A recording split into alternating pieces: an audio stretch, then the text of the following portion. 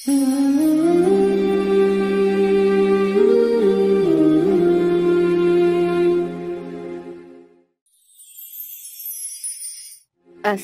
আলাইকুম বন্ধুরা, এসো টুনস টিভির সাথে ইসলাম শিখি। আমাদের সঙ্গী হতে এক্ষুনি সাবস্ক্রাইব করো। শেয়ারের মাধ্যমে তোমাদের বন্ধুদের কাছে পৌঁছে দাও।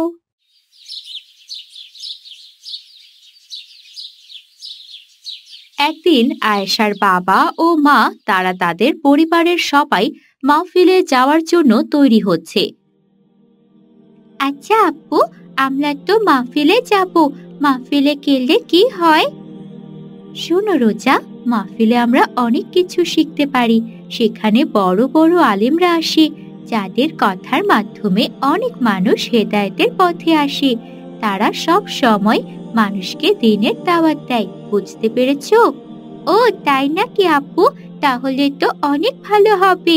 আজকে আমিও অনেক কিছু শিখতে পারবো। আমি কিন্তু বাবার সাথেই বসবো। না রোজা, তুমি বাবার সাথে বসতে পারবে না, কারণ সেখানে নারী ও পুরুষ আলাদাভাবে বসতে হয়। আমাদেরকে একটি পর্দার আড়ালে রাখবে, যেন কোনো পুরুষ মানুষ আমাদেরকে না দেখে। আমরা পর্দার আড়াল থেকে হুজুরের সব কথা শুনতে পারবো। ও ঠিক আছে আপু, আমি বুঝতে পেরেছি। কই তোমরা এখনো রেডি হওনি? তোমার বাবা মিশকাত ওরা বাহিরে তোমাদের জন্য অপেক্ষা করছে।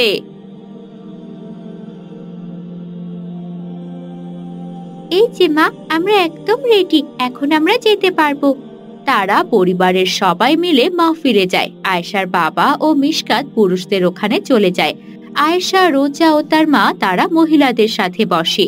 কিছুক্ষণ পর একজন আলেম আসেন এবং তাদের সবাইকে সালাম দেয়। বসে থাকা সব লোক সে আলেমের সালামের উত্তর দেয়। আপনাদের সকলকে আসসালামু আলাইকুম। ওয়ালাইকুম আসসালাম। ওয়ালাইকুম আসসালাম। সে আলেমওয়ালা ব্যক্তি তার বক্তব্য দিতে চায়, তখন বসে থাকা লোকদের মধ্যে একজন বলে ওঠে, আপনাকে আমার অনেক চেনা চেনা লাগছে। বেশ কয়েক বছর আগে আমি আপনাকে দেখেছি। আপনি ওই লোকটি না, যে লোকটি আগে নেশা করত, মদ পান করত? আপনি নেশা অবস্থায় রাস্তায় অনেকবার পড়েও ছিলেন। তখন আলেম কিছুক্ষণ মাথা নিচু করে রাখে, তার চোখের পানি চলে আসে। তারপর সে উত্তরে বলে, হ্যাঁ, আমি সেই লোক। তাহলে আপনি একজন আলেম কিভাবে হতে পারেন? ঠিক আছে, আজ আমি কিভাবে একজন আলেম হয়েছি এই ঘটনাটি আপনাদেরকে খুলে বলবো। আমার একটি পরিবার ছিল, আর আমি প্রায় সময় নেশাগ্রস্ত অবস্থায় থাকতাম। আমার স্ত্রী ছিল, সে অনেক ভালো আচরণ করত আমার সাথে। এই নিন, আপনার খাবার এনেছি। আপনার সব খাবার এখানেই রাখা আছে, আপনি খেয়ে নিন। আমার খাবার রেখে যাও। সে খাবার রেখে আমি আবারও নেশা করতে লাগলাম। আপনি দয়া করে এরকম নেশা করবেন না। আপনি দেখেন, আপনার দিকে তাকানো যাচ্ছে না। আপনার অবস্থা অনেক খারাপ পর্যায়ে চলে গেছে। তখন আমি তার প্রশ্নের কোনো উত্তর দেইনি, এমনকি আমি নেশাপানি করতেই ছিলাম। এক পর্যায়ে আমার ঘরে একটি মেয়ে আসে। তাকে আমি অনেক ভালোবাসতাম।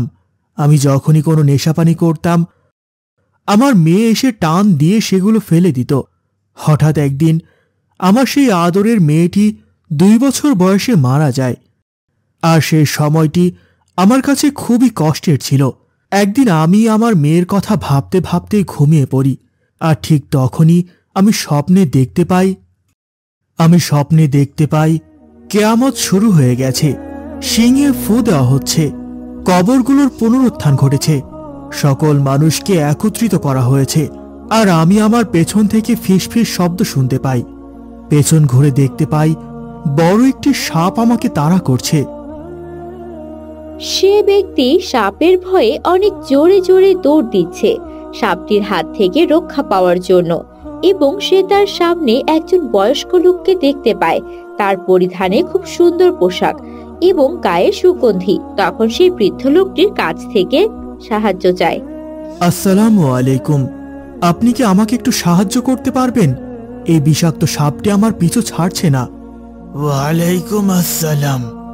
বাবা, আমি অনেক দুর্বল, আর এই সাপটি অনেক শক্তিশালী, ওর সাথে আমি পারবো না, তুমি দৌড়াও, সামনে হয়তো তোমাকে কেউ সাহায্য করবে।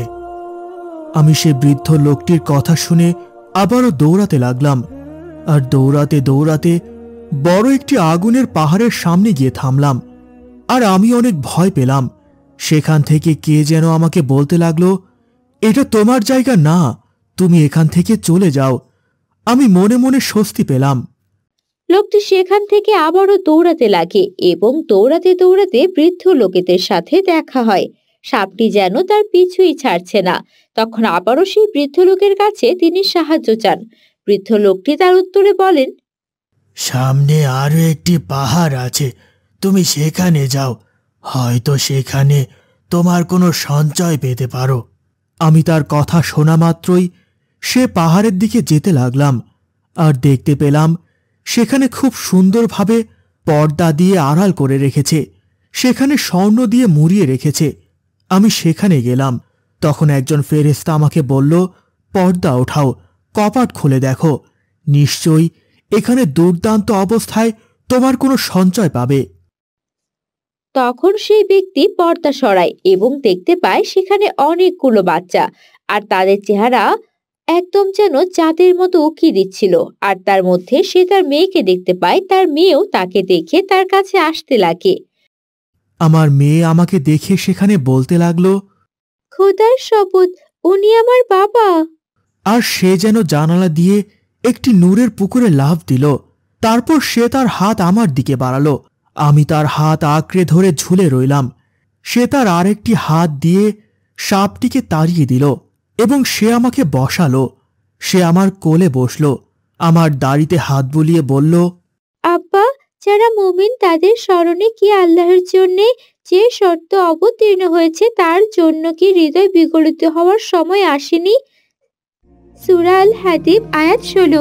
আমি কাঁদতে শুরু করলাম আর জিজ্ঞাসা করলাম সে কোথা থেকে কোরআন শিখলো।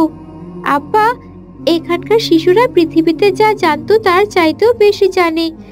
আমি তখন আমার পেছনে থাকা সাপটির কথা জিজ্ঞেস করলাম। আমি তখন আমার মেয়েকে সেই বুড়ো লোকটির কথা জিজ্ঞেস করলাম, আর আমার মেয়ে বলল, আব্বা, ওটা আপনার খারাপ আমল যা আপনাকে দোজখে নিয়ে যেত। আমি এরপর জানতে চাইলাম এরা পাহাড়ে কি করছে। আমার মেয়ে বলল, সেটি হচ্ছে তোমার ভালো আমল, যা এত দুর্বল যে তোমাকে সাপটি থেকে রক্ষা করতে পারলো না। এরা সবাই হলো মুসলিমদের কৃত সন্তান। এরা তাদের বাবা মার সাথে দেখা করার জন্য অপেক্ষা করছে। তারা কিয়ামতের দিন তাদের বাবা মায়ের জন্য শাফায়াত করবে।